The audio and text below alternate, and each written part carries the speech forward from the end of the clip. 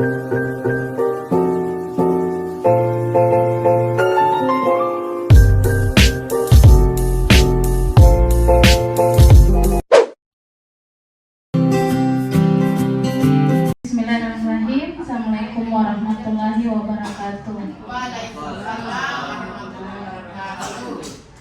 Pertama-tama tidak lupa kita mengucap syukur karena pada hari ini kita masih diberi kesehatan dan kesempatan untuk kita bersama-sama berkumpul di ruangan ini, biar nantinya kegiatan ini bisa bermanfaat ke depannya. Tak lupa juga saya mengucapkan terima kasih sebanyak-banyaknya kepada Bapak Ibu Guru yang telah bersedia meluangkan waktunya untuk kita bersama-sama membahas tentang budaya positif yang kelaknya bisa kita terapkan bersama-sama di sekolah kita yang kita cintai ini. Di sini saya tidak berperan sebagai seseorang yang jauh lebih tahu dari Bapak Ibu Guru, tapi di sini saya ingin berbagi sedikit manfaat, sedikit pengetahuan yang saya dapat dari pendidikan guru penggerak. Mudah-mudahan apa yang saya bagikan hari ini bisa bermanfaat ke depannya untuk Bapak Ibu Guru, sekolah, dan tentunya sasarannya adalah kepada budaya positif yang nanti dikembangkan pada diri siswa kita. Hari ini temanya yaitu budaya positif. Minggu lalu kita sudah membahas tentang visi dan misi sekolah kita, yaitu bagaimana kita bisa menciptakan profil pelajar Pancasila, cita-cita kurikulum merdeka kita, yaitu mengembangkan karakter profil pelajar Pancasila. Nah, untuk mengembangkan karakter itu tentunya ada langkah-langkah, salah satunya yaitu menerapkan budaya positif di sekolah.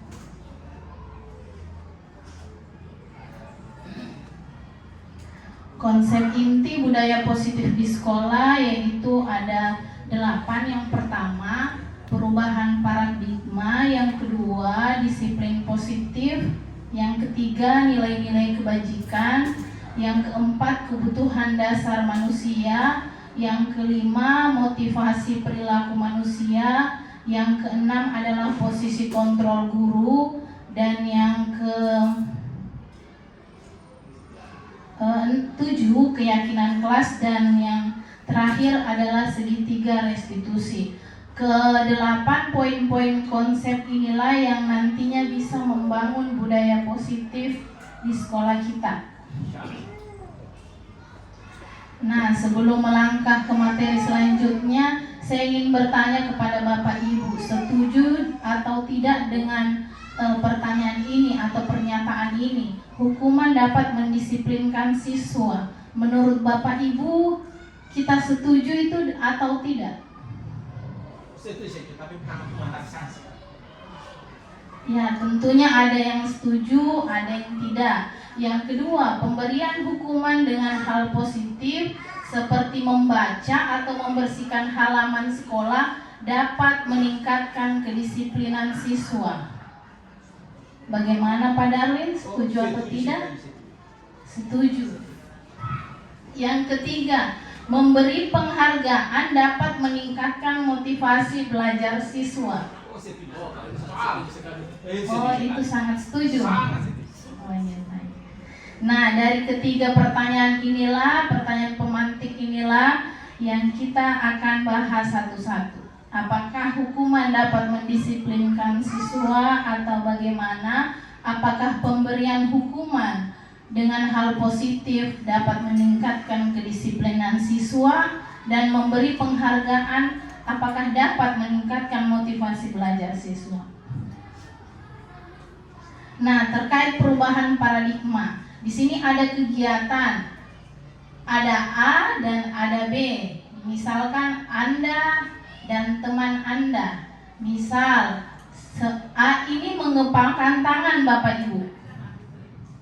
Dan B, tugasnya membujuk A untuk membuka kepalan tangan. Tapi kepalan tangan ini yang di kepala si A ini adalah barang berharga. Pak Darlin membujuk saya sekeras-kerasnya untuk membuka kepalan tangan saya. Kira-kira menurut Bapak Ibu, kalau Bapak Ibu dibujuk sama Pak Darlin atau siapa saja untuk membuka kepalan tangannya, tapi kepalan tangan yang Bapak Ibu genggam ini adalah hal yang paling sangat berharga, mau dikasih sama Pak Darlin atau tidak? Tidak. Kalau saya tidak. Tidak. Tidak. Kalau Pak Darlin, kira-kira kalau saya bujuk Pak Darlin bersedia untuk buka kepalan tangannya? Oh, bersedia. Saya tergantung Tergantung ya.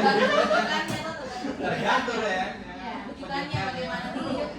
Kalau kasar mungkin tidak, tapi kalau penuh kelembutan mungkin akan. tergantung bagaimana. Walaupun itu barang yang sangat berharga. Oh ya. Dari kasus inilah sebenarnya itu B tidak memiliki kontrol terhadap diri kita, tetapi tergantung kita sendiri apakah kita mau membuka kepalan tangan itu atau tidak. Jadi kita bisa simpulkan semua orang di sekeliling kita tidak dapat mengontrol kita. Apa yang kita lakukan adalah atas dasar kemauan kita sendiri. Kitalah yang mengontrol diri kita sendiri. Nah, dari miskonsepsi inilah, terkait teori-teori kontrol inilah yang terkadang kita sebagai guru tidak memahami, di mana kita sebagai guru selalu berilusi bahwa kita dapat mengontrol siswa. Berilusi bahwa semua penguatan positif, efektif, dan bermanfaat. Terus berilusi bahwa kritik dan membuat rasa bersalah kepada siswa itu dapat menguatkan karakternya. Dan yang keempat adalah ilusi bahwa orang dewasa itu berhak memaksa. Jadi menurut teori kontrol, Dr. William itu mengatakan bahwa semua perilaku manusia memiliki tujuan dan hanya kita sendiri yang bisa mengontrol diri kita. Dan kita tidak dapat mengontrol orang lain. Jadi kita sebagai seorang guru dari teori kontrol ini, kita hanya bersifat menuntun siswa, tapi kita tidak dapat mengontrol siswa. Nah, dari teori inilah bagaimana kita bisa mengembangkan karakternya siswa sehingga dia dapat mengontrol dirinya secara mandiri dan bertanggung jawab.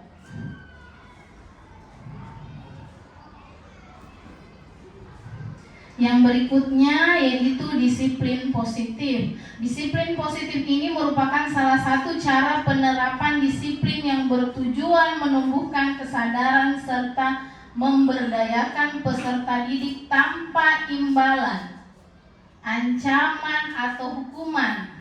Jadi kalau anak-anak sudah berdisiplin positif, dia tidak butuh penghargaan untuk melakukan hal-hal yang positif.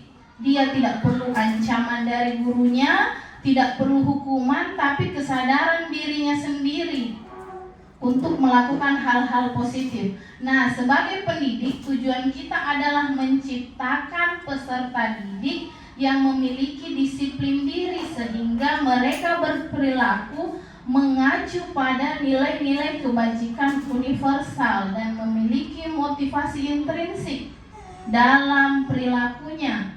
Selama ini anak-anak kalau berdisiplin itu terkadang motivasinya itu dari eksternal, dari gurunya. Kalau dia disiplin dapat penghargaan, tidak ada tercipta motivasi intrinsik dari dalam diri bahwa apa yang saya lakukan ini akan berdampak baik ke depannya untuk saya. Nah, inilah yang mungkin kita hendak bangun motivasi intrinsik dari dalam siswa sehingga disiplin positif ini dapat berkembang menjadi kebiasaan bagi siswa-siswanya kita di SD 68 Kendari.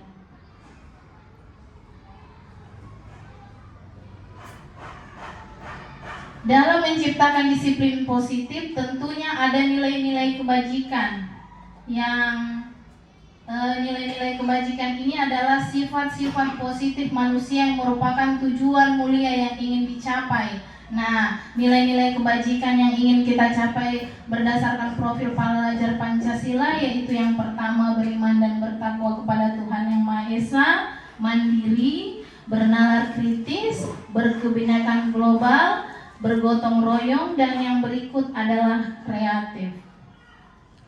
Nah, nilai-nilai kebajikan ini banyak Bapak Ibu. Ada yang profil pelajar Pancasila, ada yang lainnya seperti toleransi, rasa hormat, yang mungkin Bapak Ibu sudah tahu yang berasal dari dari agama, bahasa maupun suku.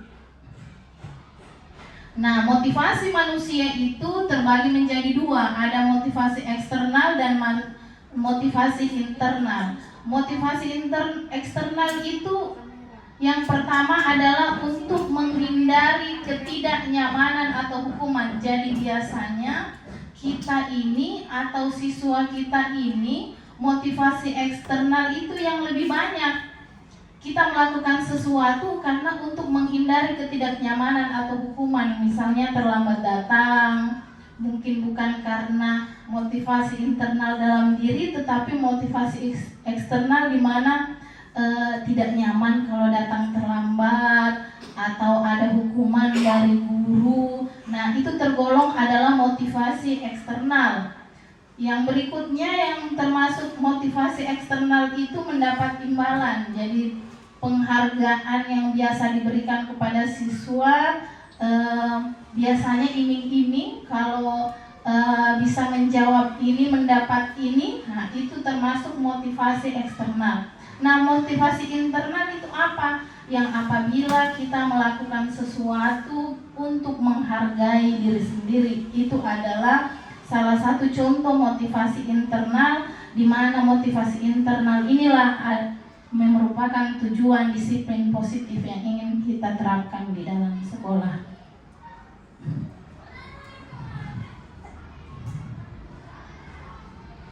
Tentunya Bapak Ibu banyak masalah-masalah di dalam kelas maupun sekolah yang biasa kita temui pada anak didik kita. Ternyata kenakalan-kenakalan anak atau tingkah-tingkah yang di luar kebiasaan ini ternyata dia bersumber dari 5 kebutuhan dasar manusia. Jadi kalau ada anak-anak yang nakal atau ada anak-anak yang kelakuannya di luar biasa, di luar kebiasaan, mungkin anak-anak ini ingin memenuhi kebutuhannya. Yang pertama, apa itu kebutuhan yang ingin dipenuhi yang biasa, yang ada 5, yaitu kebutuhan dasar manusia, yaitu bertahan hidup. Bertahan hidup ini tergolong makanan, pakaian, tempat tinggal, keamanan, dan kesehatan. Yang kedua, kasih sayang, rasa ingin diterima, dipedulikan, berbagi, kerjasama, menjadi bagian dalam kelompok. Nah, kalau saya ini poin kedua, kasih sayang ini yang banyak terjadi di anak-anak kita, mencari perhatian dan rasa ingin diterima, sehingga mereka menonjolkan dirinya dalam bentuk kenakalan atau memukul teman. Yang berikut adalah penguasaan, merasa dihargai, ingin dihargai, keinginan untuk dianggap. Nah, ini biasa juga banyak terjadi di dalam kelas. Yang berikutnya adalah kebebasan. Kebebasan ini tergolong di dalamnya mandiri, memiliki pilihan, mencoba hal baru, dan yang berikutnya adalah kesenangan, di mana anak-anak contohnya dalam tingkat SD ini banyak terjadi, mereka lebih banyak bermain, tertawa. Nah, kebutuhan-kebutuhan inilah yang biasa terjadi di dalam kelas yang ingin mereka penuhi, tetapi biasa saya sendiri pribadi tidak dapat mendeteksi keinginan siswa saya, sehingga saya menjudge siswa saya itu nakal atau agak berbeda dari siswa-siswa yang lain, atau memiliki saya beranggap dia harus diberi perlakuan khusus.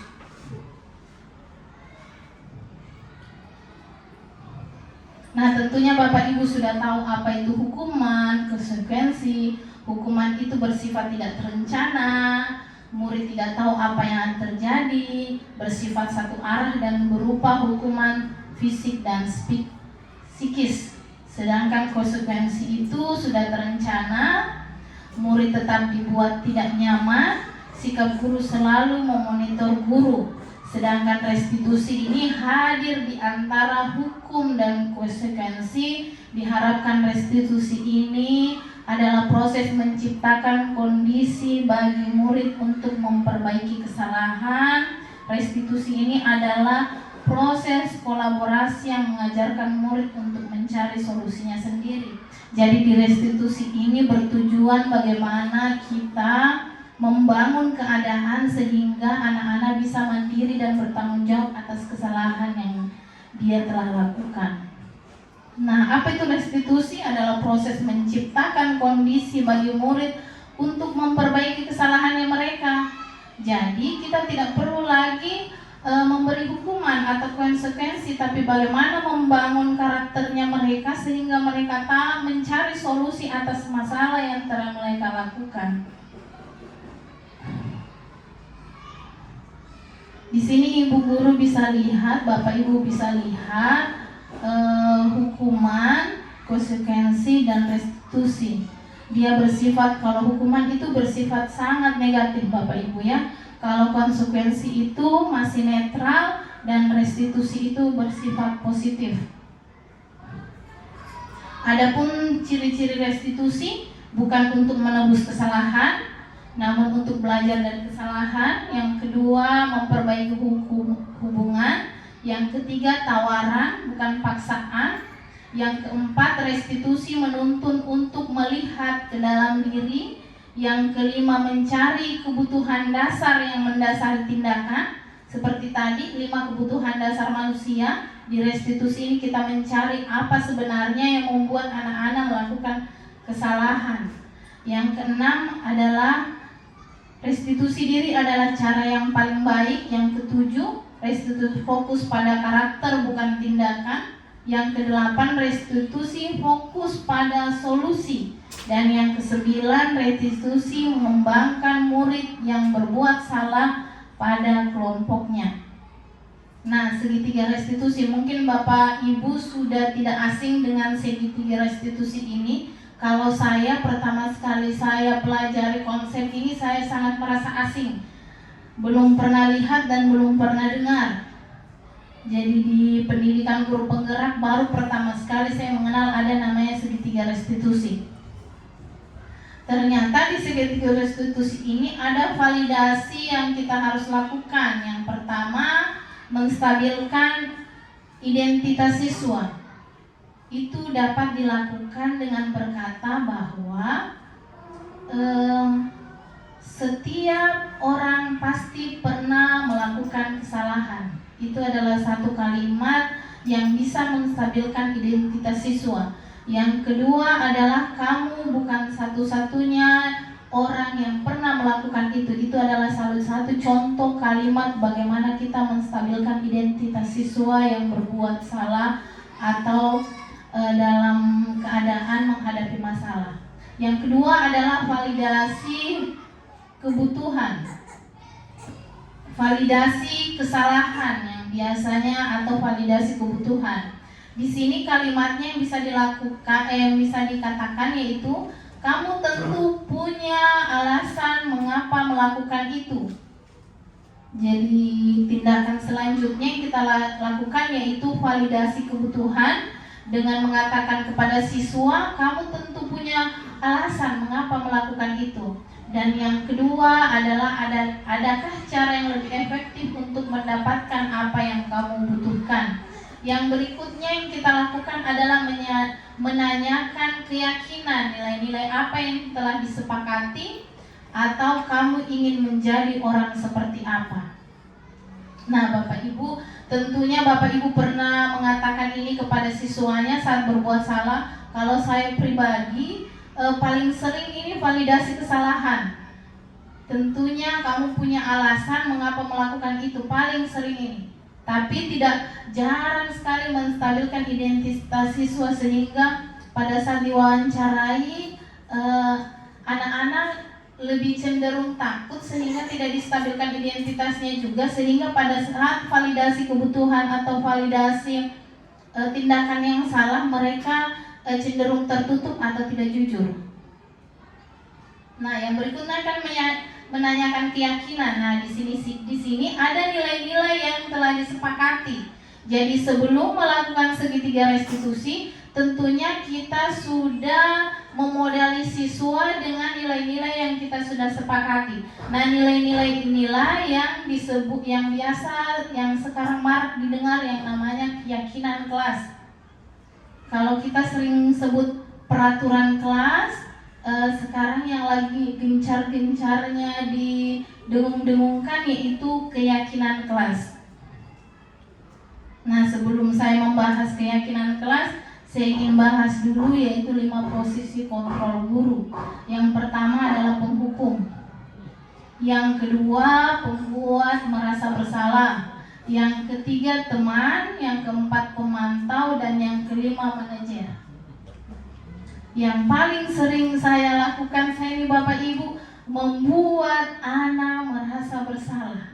Ini paling sering yang terjadi. Kalau menghukum mungkin ya paling sesekali dan paling jarang saya lakukan, karena saya tidak terlalu suka menghukum anak. Tetapi ini membuat anak merasa bersalah dengan pemantau yang paling sering dilakukan. Ternyata dari kelima posisi kontrol ini yang paling baik adalah yang kelima, Bapak Ibu, menjadi manajer. Walaupun ini menjadi manajer adalah hal yang paling sulit, semoga kedepannya kita semua guru-guru di SD 68 Mundari dapat menjadi manajer untuk murid-murid kita. Nah, 5 posisi kontrol ini, kalau penghukum dan pembuat orang merasa bersalah ini yang nantinya ternyata membuat murid kita itu identitasnya menjadi gagal.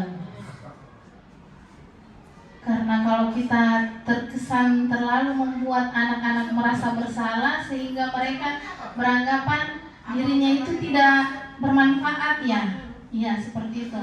Nah, yang kedua, teman dan pemantau.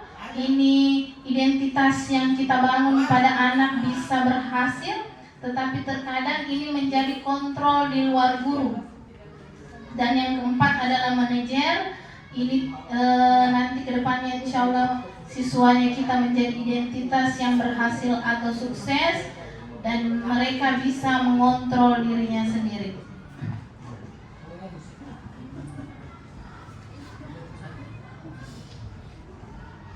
Nah, selanjutnya saya akan berbicara tentang keyakinan kelas, Bapak Ibu. Keyakinan kelas itu berbeda dengan peraturan kelas. Salah satu bedanya itu kalau peraturan kelas itu ditentukan oleh gurunya. Nah, kalau keyakinan kelas ini kita tentukan bersama-sama. Dan yang kedua itu perbedaannya dapat dilihat kalau peraturan kelas di situ masih ada kalimat-kalimat negatif. Sedangkan di keyakinan kelas semuanya adalah kalimat positif. Langkah-langkah pertama dalam membuat keyakinan kelas yang telah saya lakukan sebenarnya itu berbentuk video, tapi saya cut saja. Yang pertama yaitu saya meminta siswa saya untuk menuliskan peraturan kelas yang mereka inginkan. Sehingga kelasnya kita menjadi kelas yang lebih baik. Mereka tuliskan, setelah itu mereka tempelkan keyakinan kelas yang telah mereka tulis, mereka tempel.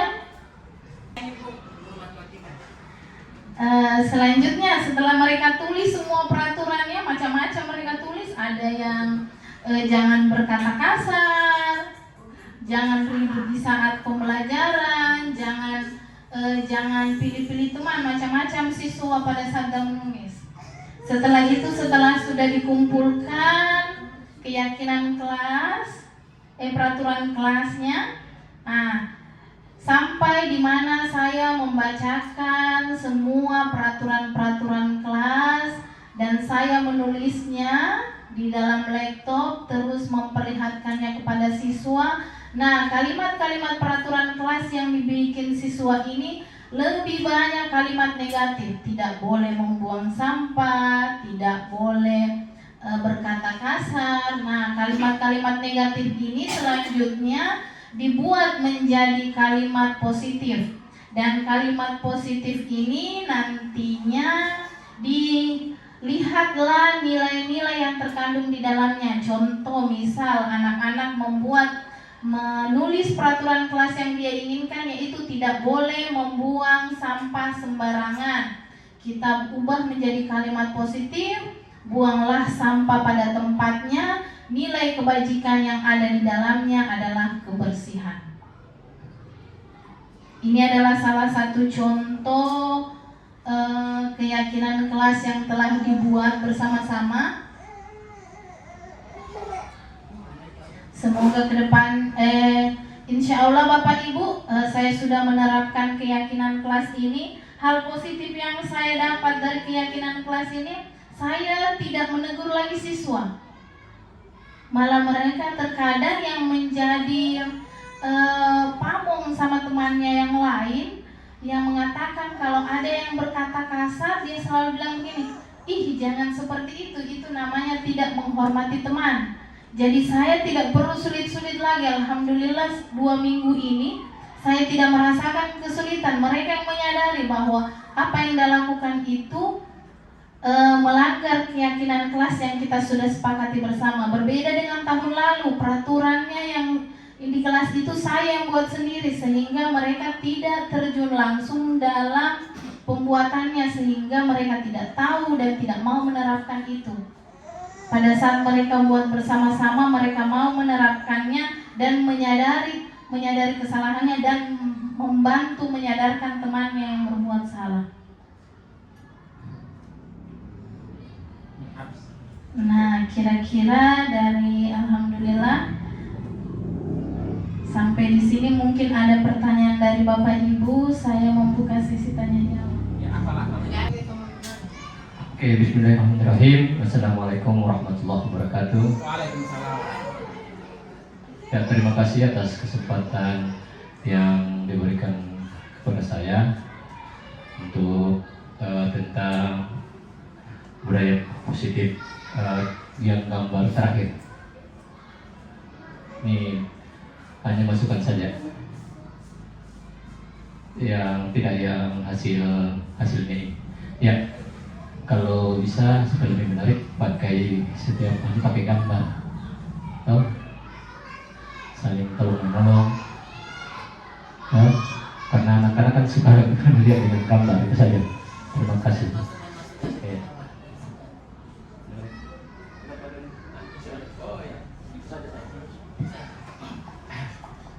Ya, untuk saya juga masukkan juga ya. Ya, tentang peraturan tadi sangat bagus sekali ya. Bukan lagi kalau kita dulu masih zamannya kita sekolah namanya peraturan ya, peraturan. Nah, sekarang keyakinan yang sangat bagus sekali. Nah, dan yang kemudian saya sepakat sekali bahwa pembuatan aturan itu tidak harus guru yang membuatnya, tapi bersamaan gitu ya, bersamaan dengan siswa. Ya, saya kira seperti itu. Dan yang kemudian disosialisasi lagi setelah dibuat itu, disosialisasi dengan siswa dan kemudian diingatkan terus dengan siswa supaya bisa membekas kepada siswa. Saya kira cukup.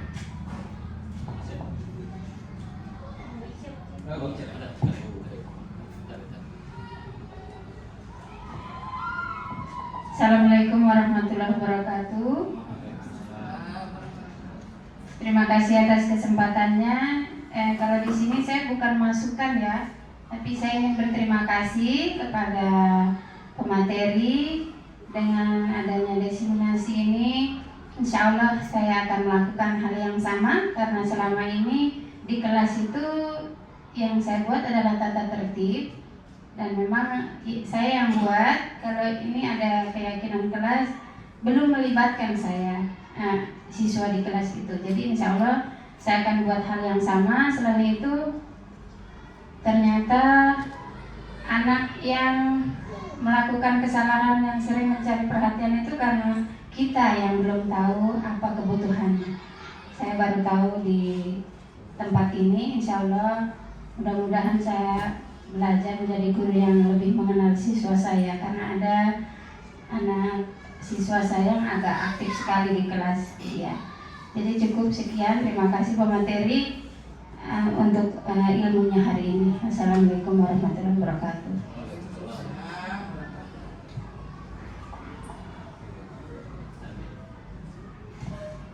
Mungkin ada tanggapan dari guru penggerak kita di angkatan 7 untuk menambah sedikit angkatan 5, minta maaf Bu Ici.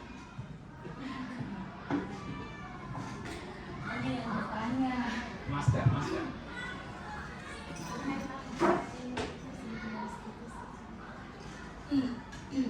Ya, baik. Terima kasih banyak atas kesempatan yang diberikan kepada saya. Sebenarnya materi yang dibagikan oleh CGP kita, Ibu Andi Miftah, ini materinya sangat luar biasa sekali. Cuman sayangnya memang kadarulahnya tidak semua guru bisa berkumpul.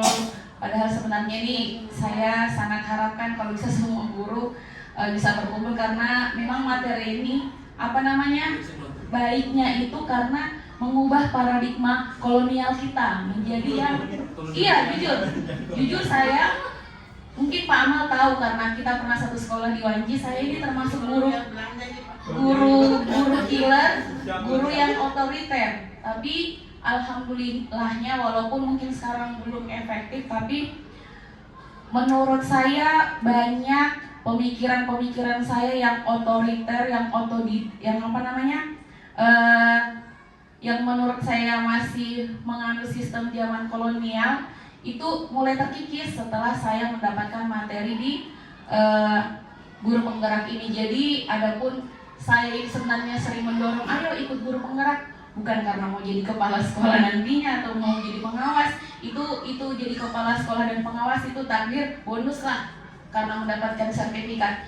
Saya lebih condong ke memang materinya yang menurut saya Masya Allah luar biasa sekali, bisa mengubah paradigma kita tentang bagaimana sebenarnya menjadi guru yang bisa memerdekakan anak. Karena setelah mempelajari modul ini, jujur pada saat itu saya langsung berpikir, wah, kurang lebih hampir 10 tahun saya mengajar, saya merasa bahwa sepertinya saya belum menjadi guru yang baik bagi murid-murid saya, karena itu tadi salah satunya pemikiran saya yang masih dasar pemikirannya, paradigmanya masih zaman kolonial. Contohnya yang tadi dimulai dari apa ya tadi, banyak sekali, bagus sekali materinya. Mohon maaf bukan berarti saya mengambil alih apa yang dipaparkan oleh pemateri, cuman saya sedikit mau memberikan ini saja penguatan bahwa konsep tentang budaya positif itu banyak sekali, mulai dari keyakinan kelas, mulai dari posisi kontrol guru yang selama ini itu saya saja baru mendapatkan posisi kontrol manajer itu nanti di materi ini budaya positif. Selama ini saya kurang lebih sama seperti pemateri kita Andi Miftah, di mana saya itu menghukum. Mungkin saya tipe menghukum agak jarang juga, karena lebih ke ini, saya lebih ke membuat siswa merasa bersalah. Misalnya dia melakukan sesuatu, dia memukul temannya, saya sering mengatakan begini, sakit gitu temanmu, bagaimana nih? Coba kalau kamu yang dipukul, sakit atau tidak? Nah itu si pembuat merasa bersalah. Nah ternyata guru yang seperti itu tuh negatif, tidak seperti itu sebaiknya guru. Kan tidak tahu kalau teman-teman yang lain bagaimana, tapi kalau saya seperti itu. Saya seperti itu. Iya, ternyata seperti itu negatif kepala sekolah. Nah, terus menjadi teman. Nah, saya juga sering mau memposisikan diri sebagai teman. Ternyata menjadi teman juga itu tidak baik. Makanya karena setelah mendapatkan materi di sini ada Rizky contohnya kan sangat berteman sekali dengan siswanya. Saya pernah juga tegur, tidak bagus ternyata itu kalau kita posisinya menjadi teman bersama siswa. Mungkin di slide yang berikutnya Bu Andi, minta tolong. Nah ini sebagai penghukum, kalau penghukum sudah jelas ini negatif, tidak usah lagi dicari pembenarannya. Yang jelasnya menghukum ini tidak benar. Kalau kau tidak melakukan awas ya, walaupun sesekali masih keceplosan juga kita ini, awas ini kalau begini, iyo kamu awas, seperti itu. Guru jadi di sini kalau kamu tidak melakukan, misalnya kalau kamu tidak mengerjakan PET, awas nanti ibu guru kasih keluar. Nah seperti itu kan negatif, itu tidak bagus, mengancam, menghukum. Terus membuat orang merasa bersalah seperti tadi. Kenapa kamu begitu? Ibu kecewa deh, padahal selama ini ibu guru kira kamu baik, tapi kenapa kamu seperti itu sama temanmu? Membuat siswanya merasa bersalah, itu tidak bagus. Ini menjadi teman. Ayo Mi, sini Mi, ayo, menjadi teman juga itu ternyata tidak baik. Karena ketika siswa itu merasa gurunya teman, terus ketika siswa ini tidak mendapatkan sesuatu dari gurunya, dia akan kecewa kepada gurunya, sehingga dia tidak akan melakukan jadi dia ini bergantung sama gurunya. Dia mau melakukan itu karena dia merasa ada di gurunya, lebih ke situ sepertinya. Terus kalau memantau, memantau juga nih sering. Apa peraturannya? Jadi murid itu melakukan atau melakukan sesuatu menghitung dan mengukur. Guru berkata, apa peraturannya? Dia memantau. Kau sudah tahu peraturannya begini, kenapa melakukan seperti ini? Lebih ke mengingatkan konsekuensi. Ternyata konsekuensi juga itu tidak baik. Konsekuensinya kan ini. Bagaimana saya mau mengartikan ini? Apa peraturannya? Kalau terlambat datang, apa peraturannya? Misalnya keluar dari kelas, sudah tahu peraturannya keluar dari kelas, kalau gitu kamu keluar dari kelas seperti itu. Ternyata untuk memantau juga itu tidak baik. Jadi yang lebih baiknya memang ini manajer. Bagaimana manajer ini? Ternyata saya pernah melakukan praktek segitiga restitusi dan ternyata ditegur oleh fasilitator saya karena saya pikir manajer ini lembut kepada anak. Ternyata tidak seperti itu. Manajer ini tetap tegas. Saya kan waktu itu berbicara kepada siswa, kenapa kamu seperti itu? Ternyata tidak. Janganlah lain kali seperti itu. Tidak seperti itu. Harus ternyata tetap tegas. Kenapa seperti itu? Bagaimana konsekuensinya nanti? Nanti adalah ini. Mungkin tadi kurangnya ini ya, harus ada ininya mungkin Bu Andi. Contoh ininya, contoh kalimatnya. Ketika menjadi manajer di segitiga restitusi, langkah-langkahnya memang bagi kita yang pertama kali mendapatkan materi ini masih bingung, tapi setelah dilakukan pembiasaan mungkin ini bisa sedikit demi sedikit bisa bisa terlaksana dengan efektif. Kalau awal-awal memang saya sendiri masih kaku. Sampai sekarang saya lakukan segitiga restitusi tapi belum efektif. Masih ada sedikit konsekuensi di situ, masih ada pemantau, belum sepenuhnya menjadi manajer. Nah seperti ini, ketika ada siswa, oke, berbuat salah itu hal yang manusiawi. Ibu guru juga pernah, misalnya yang terlambat nih, terlambat itu manusiawi lah, setiap orang punya pernah melakukan kesalahan. Ibu guru juga dulu pernah sering terlambat, ibu guru juga sampai sekarang menjadi guru juga pernah terlambat. Kita menstabilkan keadaan dulu ya, saya lupa itu ada segitiganya, menstabilkan keadaan dulu. Terus di sini kita pasti bisa menyelesaikan permasalahan ini. Yang berikutnya apa lagi? Ini kan menstabilkan emosi. Terus di sini validasi kebutuhan. Kamu bisa saja melakukan hal yang lebih buruk, tapi kamu tidak melakukannya kan? Maksudnya kita validasi kebutuhan. Oh berarti siswa ini merasa bahwa kesalahan yang saya lakukan masih bisa lebih dari itu, tapi ternyata tidak lebih dari itu. Kita validasi kebutuhan yang murid ini. Terus ibu guru tahu kamu pasti punya alasan kenapa kamu melakukan seperti itu. Misalnya kan anak-anak bisa jahil, Bu, saya lagi bete, saya ingin melihat teman saya sengsara mungkin supaya saya bahagia, kan biasa gitu toh. Lagi bete, kerjain teman deh supaya saya happy, begitu. Lucu lihat kalau teman menangis misalnya seperti itu. Terus kamu boleh tetap berusaha menjaga sikap itu, tapi tambahkan sikap yang lain, yang baru. Atau maukah kamu belajar cara yang lain untuk mendapat yang kamu butuhkan tanpa harus memukul? Dia kan mendapat kesenangan ada tidak cara lain supaya kamu bisa mendapat kesenangan selain harus memukul temanmu? Terus dia berpikir nih, oh ya kira-kira apa ya, misalnya mungkin keluar atau makan atau apa. Di situ mungkin siswa atau guru bisa memberikan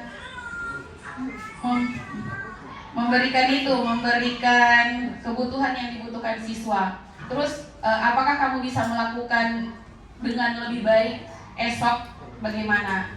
Ini contoh-contoh kalimat dari validasi kebutuhan. Terus yang berikutnya, Bu Andi, yang terakhir menanyakan keyakinan seperti yang dikatakan Bu Andi tadi, kan keyakinan ini kita sudah buat di dalam kelas. Keyakinan kelas apa saja. Jadi apa nilai yang kita percaya di kelas? Misalnya kalau siswa mengganggu atau jahil sama temannya, berarti itu nilai apa yang sudah kita hilangkan. Berarti misalnya nilai menghargai dan menghormati. Jadi siswa itu akan berpikir, oh iya ya, saya sudah apa namanya, nilai yang saya hilangkan itu berarti nilai menghargai dan nilai menghormati teman. Terus kita bertanya lagi, kira-kira kelas yang ideal itu seperti apa sih? Intinya di sini siswa itu yang menyelesaikan masalahnya sendiri. Kamu ingin menjadi anak yang seperti apa? Pastikan siswa ingin menjadi anak yang baik, Bu. Intinya di sini guru itu di segitiga restitusi ini menggali pemahaman siswa agar jadi bukan guru yang menentukan ini loh yang baik, ini loh yang buruk, tidak. Siswa sendiri yang menentukan ini baik atau buruk. Dia menggali sendiri ininya, pemahamannya. Oh ternyata tidak baik, ternyata saya supaya menjadi baik harus seperti ini. Nah guru yang dia ini. Jadi ada faktor-faktor intrinsik yang sudah dijelaskan di Miftah dari dalam dirinya. Sebenarnya kan semua orang itu tahu mana yang baik, mana yang buruk, walaupun itu masih anak-anak. Hanya saja di sini anak tidak dilatih untuk menggali pengetahuannya yang ada di dalam dirinya. Kebanyakan kan guru yang berperan. Pokoknya ini salah, kamu harus seperti ini. Ini bagus, kamu harus seperti ini. Seperti itu kurang lebihnya. Ini untuk dari segitiga restitusi.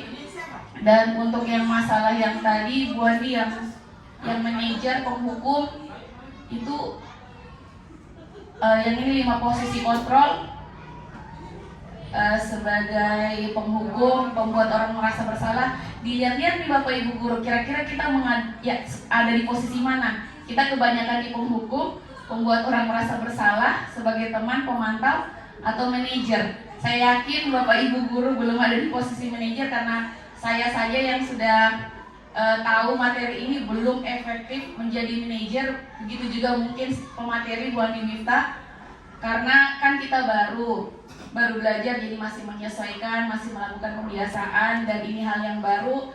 Kita masih refleksi, masih evaluasi, oh ternyata seperti ini kayaknya yang benar, oh seperti ini kayaknya yang kurang cocok.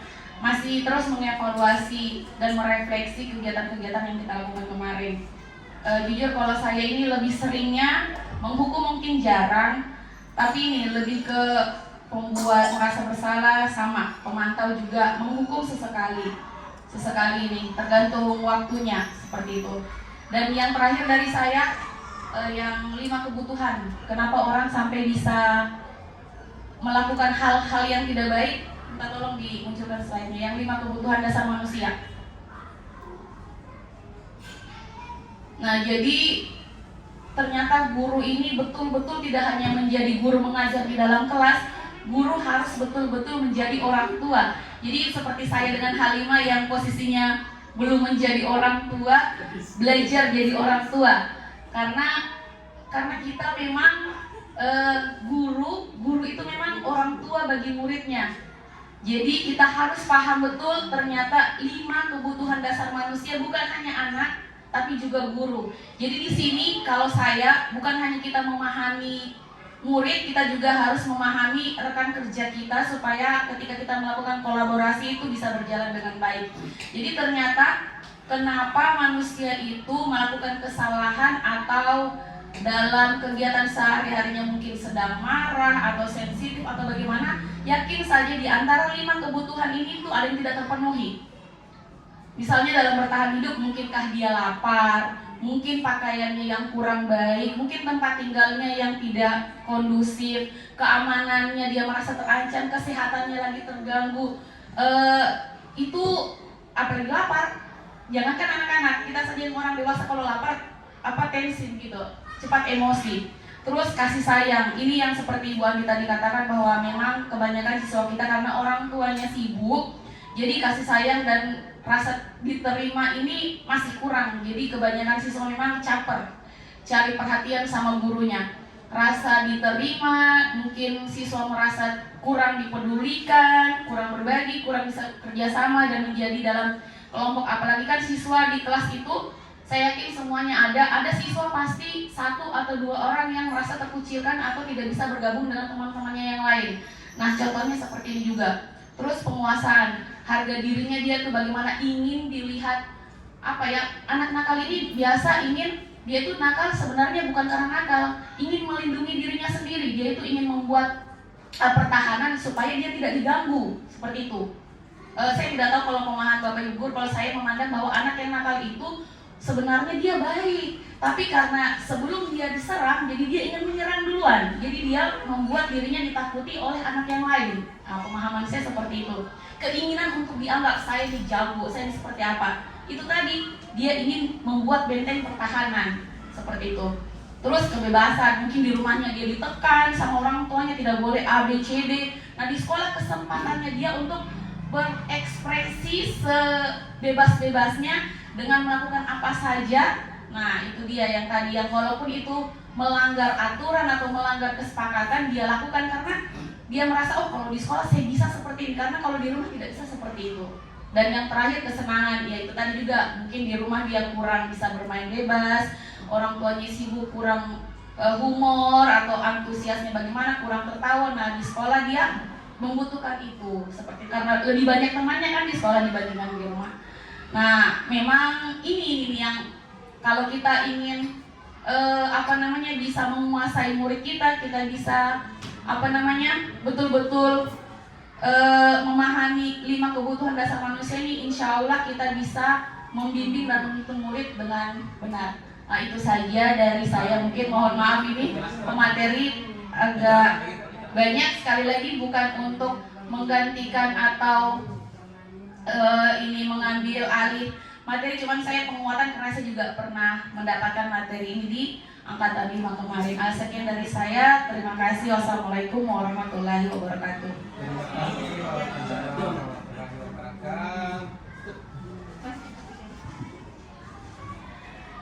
Ya, terima kasih untuk Bapak Ibu. Terima kasih juga pada Ibu Ice selaku guru penggerak. Tanpa mengurangi apa yang dikatakan Ibu Ice, ada sedikitnya ini saya sampaikan, yaitu semua konsep-konsep yang telah kita tahu atau yang pada saat di ruangan ini kita baru tahu,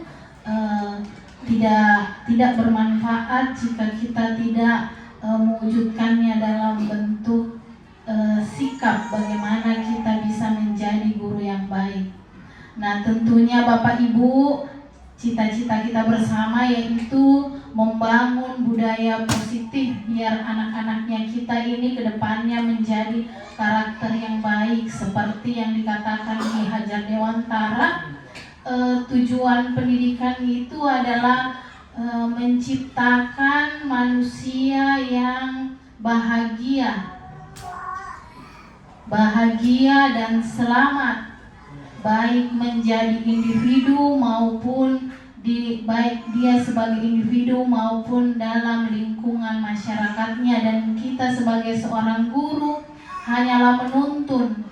Jadi anak-anak ibaratkan benih padi, kita tidak bisa mengubah benih padi itu menjadi sebuah jagung, tetapi kita hanya bisa menuntun padi ini menjadi padi yang subur dengan memberikan pupuk, lahan yang baik. Nah, pupuk dan lahan yang baik inilah yang merupakan sekolah kita, yang bagaimana sekolah kita ini bisa kita bangun menjadi sekolah yang bisa mengedepankan karakter anak. Dan tentunya kesemuanya itu tidak bisa terbangun jika kita sebagai seorang guru tidak memberi contoh atau teladan. Contoh, misal kita sebagai seorang guru melarang anak berbicara kasar, tetapi kita justru memberi contoh perkataan kasar tersebut. Jadi sebelum kita menginginkan sesuatu kepada anak didik kita, sebaiknya kita menjadi teladan dan contoh bagi dia. Nah, selanjutnya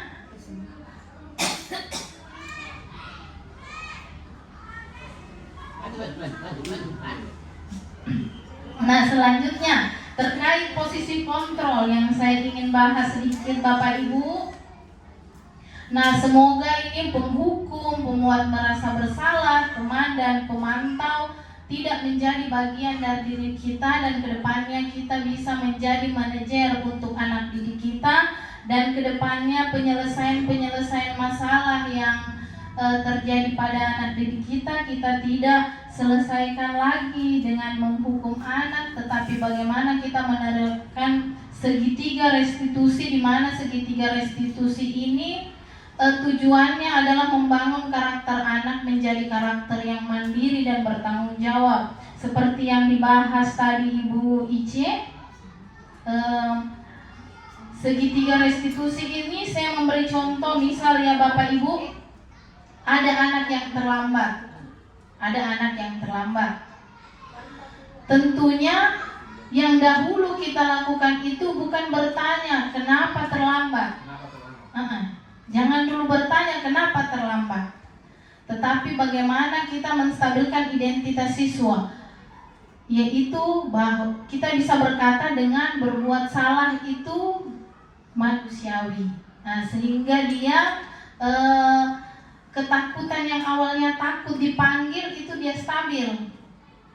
Terus yang selanjutnya, contoh selanjutnya yang kita lakukan, baru kita bertanya apa alasannya kenapa terlambat. Mungkin ada yang bilang bangun terlambat karena tidur kemalaman, ada yang bilang membantu orang tua. Nah, kita bisa menguatkan bahwa membantu orang tua adalah hal yang positif, tetapi datang ke sekolah juga ada hal yang paling penting juga.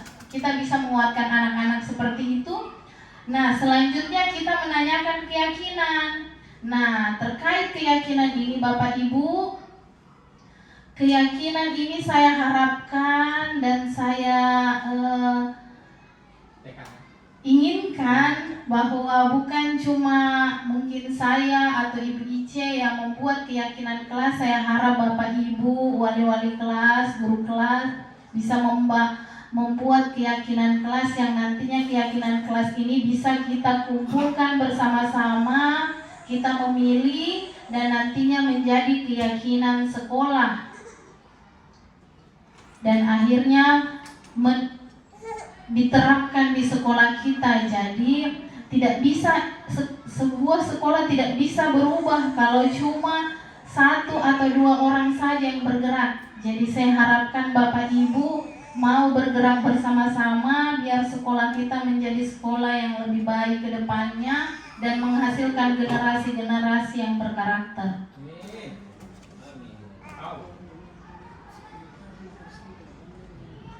Bu Halimah?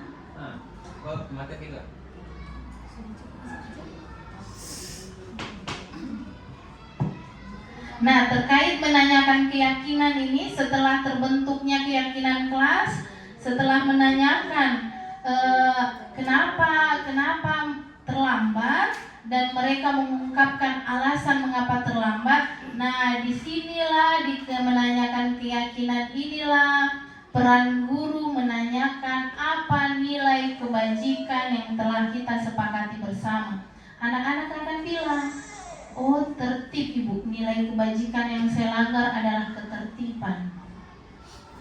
Dan setelah itu guru bertanya, apa kira-kira solusi agar tidak terlambat lagi? anak-anak akan mengungkapkan solusi dari dirinya sendiri. Karena selama ini guru-guru terkesan, dan saya pribadi terkesan, apa kesalahan yang dibuat anak sudah akui kesalahannya, tetapi solusi yang diberikan adalah dari guru itu sendiri. Misal pasang weker, jangan bangun terlambat, itu biasa guru yang sarankan, bukan anak-anak yang mengungkapkan. Ternyata dengan anak-anak mengungkapkan dan membangun solusinya sendiri, dia menjadi pribadi yang mandiri dan bertanggung jawab. Ya begitu Bapak Ibu, mungkin ada respon atau pertanyaan yang mau ditanyakan. Terakhir sebelum ditutup, ya Ibu Guru Halimah.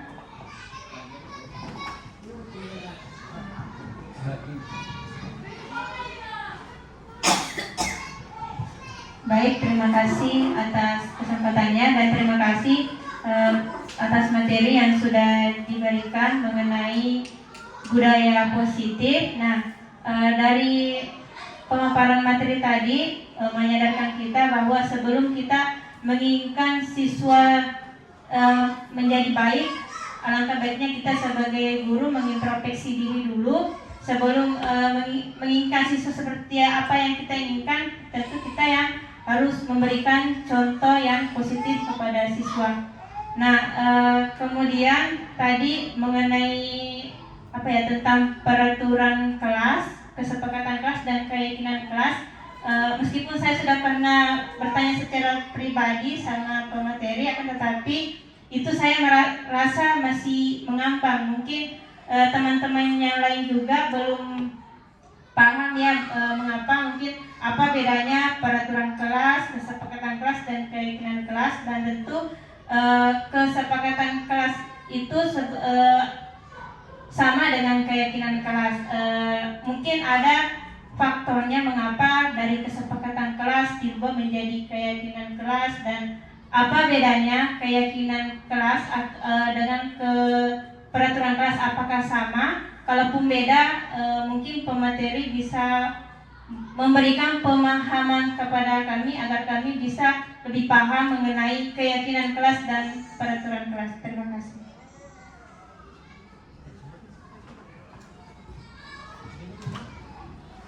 Baik, terima kasih.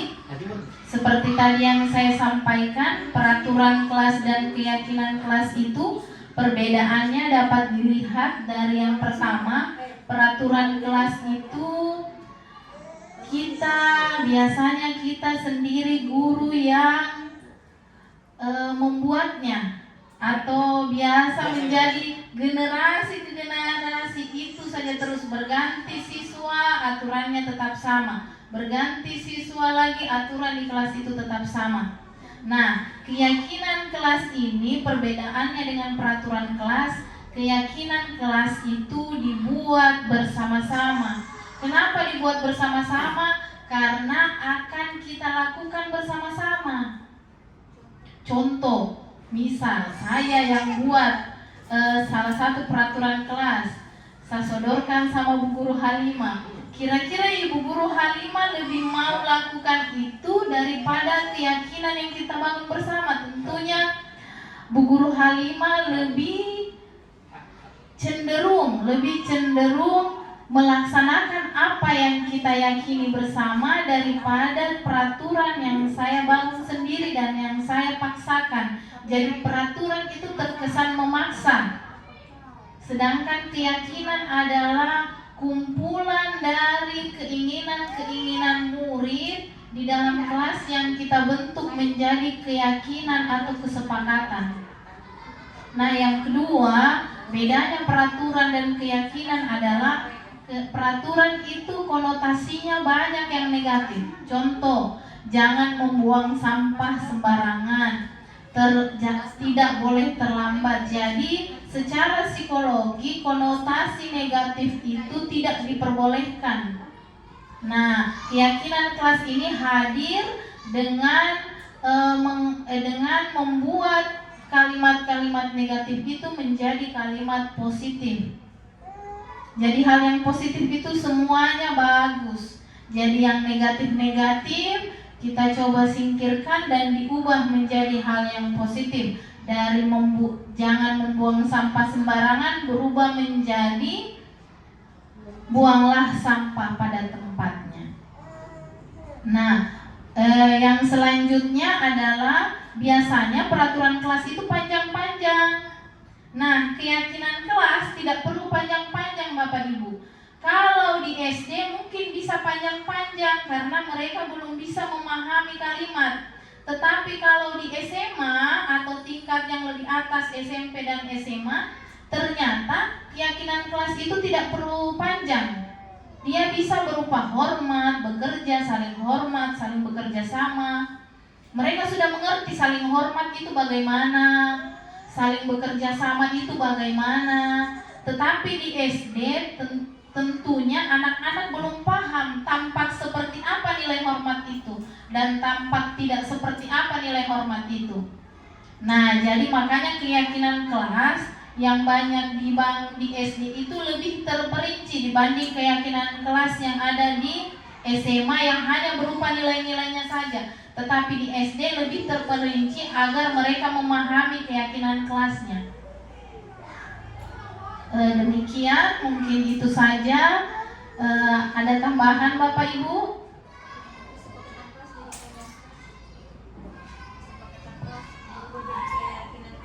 Oh iya, kalau menurut saya kesepakatan kelas itu sama dengan keyakinan kelas ya. Kalau kesepakatan kelas itu kesepakatan yang disepakati bersama, tapi di atasnya kesepakatan kelas ada yang namanya keyakinan. Karena dari kesepakatan itu kita menggali lagi nilai-nilainya yang kita yakini bersama bahwa nilai-nilai universal yang ada di masyarakat. Jadi kita sudah tahu nilai-nilai kebajikan. Jadi di bawah itu adalah peraturan, di atasnya peraturan sedikit ada namanya kesepakatan, di atasnya kesepakatan sedikit ada namanya keyakinan kelas. Ada tambahan Bapak Ibu? Mungkin kalau tidak ada tambahan, saya akhiri kegiatan hari ini. Terima kasih atas waktu yang diberikan. Semoga apa yang saya utarakan hari ini dan saling kita berbagi hari ini bisa bermanfaat, dan sekolah kita ke depannya menjadi sekolah yang lebih baik dan kita menjadi guru yang lebih baik. Ternyata guru ini adalah pekerjaan mulia. Saking mulianya, ternyata bukan hanya mengajar saja, tetapi membangun karakternya anak ke depannya biar menjadi generasi yang lebih baik. Saya akhiri kegiatan hari ini dengan ucapan alhamdulillah. Assalamualaikum warahmatullahi wabarakatuh.